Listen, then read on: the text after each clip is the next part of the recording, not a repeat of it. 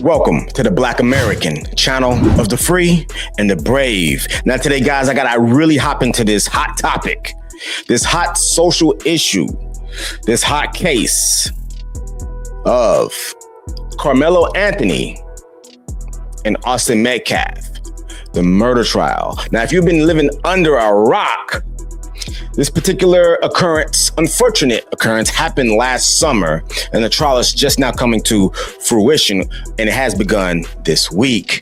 Now, Karmelo Anthony, who is on trial for the first-degree murder of his white component, his white peer, I should say, Austin Metcalf.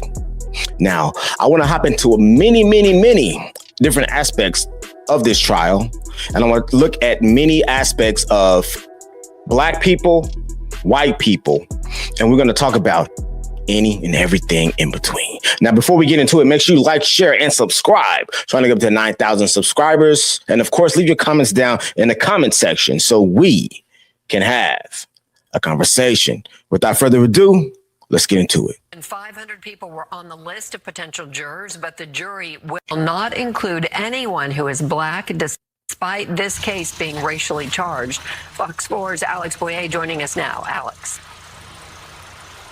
Hey guys, good evening. That's right. And I can tell you that a court spokesperson confirmed that there are indeed no Black jurors on this panel. And I can tell you that before this jury panel was seated, the defense objected to 3 Black women being struck by the prosecution. Now, the prosecution contended that it was due to the fact that the women were educators, noting that this incident happened at a school function with young students. The defense then pointed out that those were that 3 of those, were 100% of the available Black jurors in what's called the strike zone, adding that the state struck all 3. The judge went out and reviewed their questionnaires and came back and said that the defense's challenge to the 3 jurors being dismissed was denied. The judge said the court found that the state had non-racial means to strike the juror. So, you live in Frisco, Texas. This is in Plano, Frisco. The amount of Black people live in Plano, Frisco is very small. So when you start to get a jury of your peers, it's not a lot of Black people that live there anyway. So you're not going to get a lot of Black jurors. The argument that it's a problem because there's no Black jurors is an argument of a person who's a racist. Because to be quite honest, white people sometimes advocate more aggressively for Black people than Black people do. And these white people that carry this, what we call white guilt. And they want to be a white savior. So sometimes these white people are more radical to support Black people when they shouldn't, more so than Black people are willing to support Black people when they shouldn't. So just because everybody's white don't mean that necessarily it's a biasy, unless you're a racist. Now, that is Officer Tatum. Shout out to Officer Tatum. Definitely somebody I subscribe to. And of course, I don't agree with every single thing he says, but a lot of the things I do. Now, what we are currently talking about in this particular clip, because there's an uproar with the Black community that there are not any Black jurors in this particular trial. Now, with that being said, like Officer Tatum was saying, and I'm from Texas and I can vouch for him, there's not many Black people in Plano. There's not many Black people in Frisco. Now, he was saying Plano, Frisco as if it was one place, but Plano is a city and Frisco is a city. Now, with that being said, when you form a jury of your peers, that does not necessarily mean you are forming a jury of people who have the same skin tone as you. That's what I come to find out that these particular Black people don't understand. Frisco is 65% white people. There's a huge abundance of Asians and also Middle Easterns, mainly Indians. So with that being said, there is mostly white, there's an Asian, and there's a Middle Eastern. I believe there's like 1%, 2%, 3%, maybe Black people in this particular area. So with that being said, Karmelo Anthony's family decided to move him here for whatever reasons. I can only assume for better opportunity, better schooling, and to have a better surrounding for success. It's a reason they probably moved from the hood to where they are now. So now you got to think, these people now are your peers. Karmelo was not an aggressor. He was minding his damn business when the boys came up to him. Read the crowd. Read the creed. Karmelo Anthony will walk free. Read the crowd. They silenced Karmelo and his Karmelo family. Anthony will walk free. Read the crowd. Read the creed. Karmelo Anthony will walk free. Read the crowd. Read the creed. Karmelo Anthony will walk. I just got to cut in real quick because this is a clear case of one side of people being fed certain information and then the other side of people being fed the real information. So I just really can't understand why we have these people out here saying Karmelo Anthony will walk free. Like, are we being fed the same information? Because, like I said before, if you have been under a rock, Karmelo Anthony went to another team's tent, and I ran track all through high school. I ran D1. I know the etiquette of track and field. You don't go under another team's tent. If you see someone you know, maybe you dap them up real quick and you keep it moving, or you summon them to come outside of the tent, because there's a certain camaraderie. There's a certain teammate aspect that is only welcomed under that tent of people who go to that particular school. And I know for a fact that Karmelo Anthony knew this. You're just not floating around, bopping around, bouncing around to different tents and completely disrespecting that team's sanctity.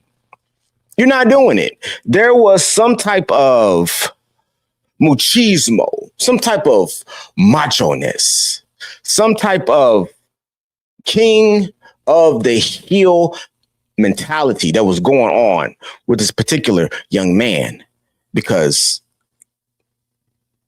there's been testimony that this man was told to leave at least 15 times, y'all. Let's continue here.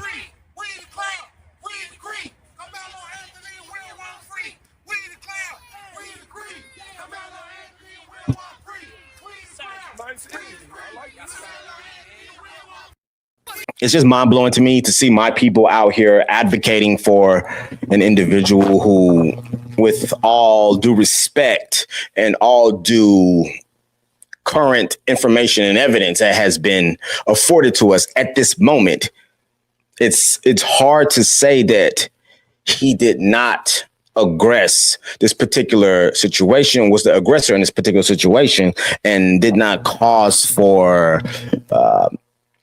this altercation. So I'm gonna move forward. We got another clip here. Of course, this thing has become highly racial. So I have a clip coming up here, which is an individual from the white community, and then we also have an individual from the black community. We do have law enforcement here, which is a deterrent from actual physical altercation, I would believe so, but we do have some verbal bout that I definitely want you guys to listen to. Let's check this out.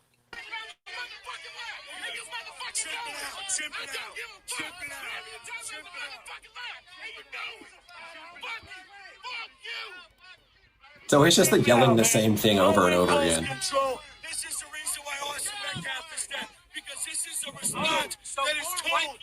This is the response they teach their young people to have. This is the response of the mothers, the black mothers in this community. All right, now I'm gonna cut this in half right here, kind of midway through this video, and you could hear the white man clearly saying, "Chimping out, chimping out. Chimping out. Now, if you guys don't know, chimping out is, of course, referring to the monkey derogatory term that has been bestowed upon Black Americans. And once someone of the white community uses this term, it's immediately inflammatory. No matter how much the Black community feeds into the stereotype, once you affirm the stereotypes and say them out loud and you are not of the Black community, it's a problem. When there's so many Black fatigue videos, there's so many videos of my people absolutely being outlandish, derogatory, unruly, and absolutely disrespectful in public. And then you get upset when people call you out on it. In this particular situation, I believe the white man was trying to be inflammatory, trying to get a particular reaction from the highly emotional man in this video, the Black man in this video. And of course he did, but there's so much law enforcement around that I don't believe that there was ever going to be any type of chance of physical altercation. It's sad because being a Black man and seeing this other Black man get so riled up and emotional over this particular situation. And I feel that if we could finally hop out of victim mentality and then we could see and actually read the evidence and see what's going on, we would actually see that many of these Black individuals are not as innocent as we want them to be. Let's continue.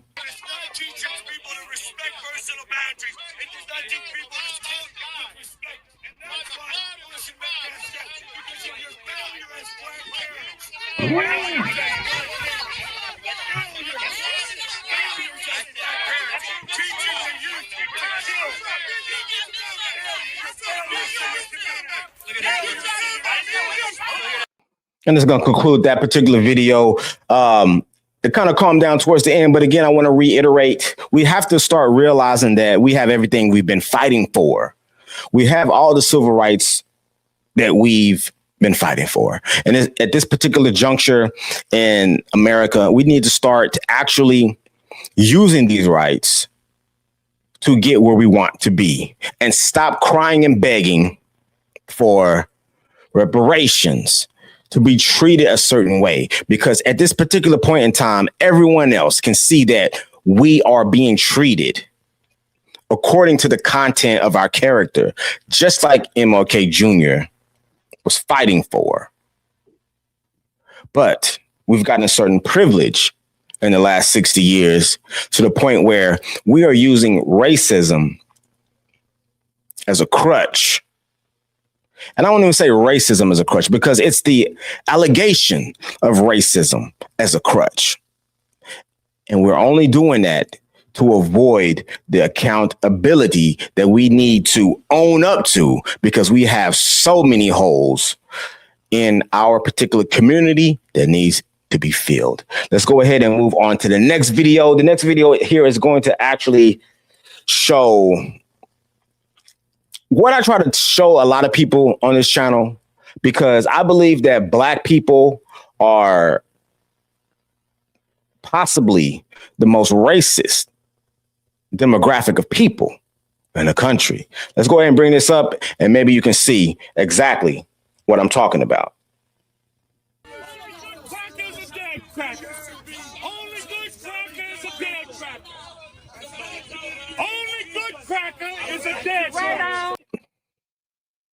You see what I mean? Do you see what I mean? Only good is a dead. I don't even know if I can say that term. He said it. I don't know if my channel will get striked or whatnot. Fairly new channel, so we shall see. But the only good is a dead. I'm gonna treat that word just as the N word because I don't want to use derogatory terms. Some of the clips I do react to will use them. I apologize in advance, but I try to keep it clean personally. Now, of course, this man is a Black racist. This man has not realized that Like I said before, black people have everything that we've been fighting for. Everything. The only thing that we need to fight for is for us to realize that we need some accountability, some initiative, motivation, knowledge, know-how. We need to fix our families, and we need to move forward and learn finances. We need to learn how to stay together, relationship dynamics, things of that nature, because nobody's holding us back anymore but ourselves. It's kind of crazy that we even like watch videos like this, because I look at them and I'm like, you're really not being fed actual truth and information. No one's holding anyone back. The problem with black people is that we use our culture and accept our culture to be accepted in all aspects of the world, as if we have no accountability. We have no sense of assimilating to American culture. Now, when I say that, of course, we're Americans, but there's a certain way that you have to hold yourself. You have to speak. You have to move forward. You have to dress. Certain mannerisms that get you to the top. Whether or not you be black, Hispanic, Asian, Indian, no matter the case. Everything isn't about your race. Everything is about how you dress or look. It's how you hold yourself. It's how you speak. What you decide to educate yourself on and what you actually decide to execute as far as a career path, the way you want to lead your family, lead your community, and lead your culture. We have to realize it's not them, it's us. And until we do that, we will forever be a mental victim. We will be a mental slave. Leave your comments down in the comment section. I definitely want to hear what you guys have to say about this particular topic. Like, share, and subscribe. Trying to get up to 9,000 subscribers. This is the Black American channel of the free and the brave.